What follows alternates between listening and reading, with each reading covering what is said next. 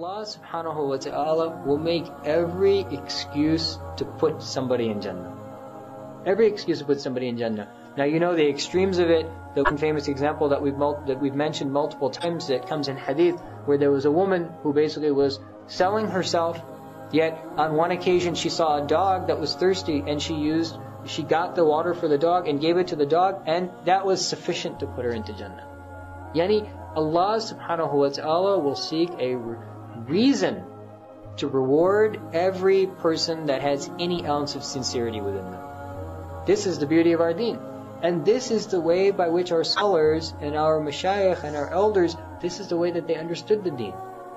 I remember on one occasion I was sitting in a talk of Shaykh Zulfikar, and also I read this in hadith as well, that on the day of the extremity of Allah's mercy on the Day of Judgment, how He will make any excuse to reward each and every person.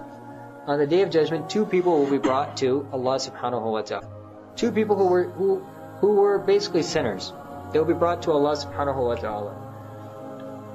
Both of them will be banished to the hellfire. Both will be banished to the hellfire. After being banished to the hellfire, one of them will hear the pronouncement of Allah that you are banished to the hellfire, and he will start running towards the hellfire. Running just as fast as he can towards the hellfire. And another one will hear the pronouncement of Allah's banishing him to the hellfire, and will drag his feet and look back. And then will walk forward and then look back. And then drag his feet and then look back.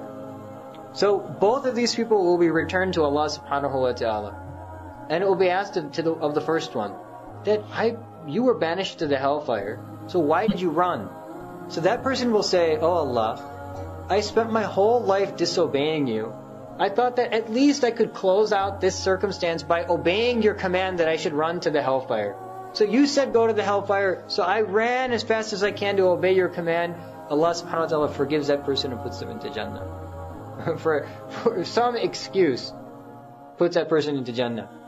Then the second person is asked that, you were banished to the hellfire, you dragged your feet, you looked back, you dragged your feet, you looked back, you dragged your feet, you looked back. So, why? So that person will say that, Ya Allah, you banished me to the hellfire, but your mercy is so overwhelming that I was walking towards the hellfire thinking maybe you might call me back from your mercy. Then I walked forward, then I looked back thinking you might call me back from your mercy. Then I walked forward, then I looked back thinking you might call me back from your mercy. And then based on that, Allah subhanahu wa ta'ala will say, yes, my mercy overrides my wrath, and Allah subhanahu wa ta'ala will put that person into Jannah as well.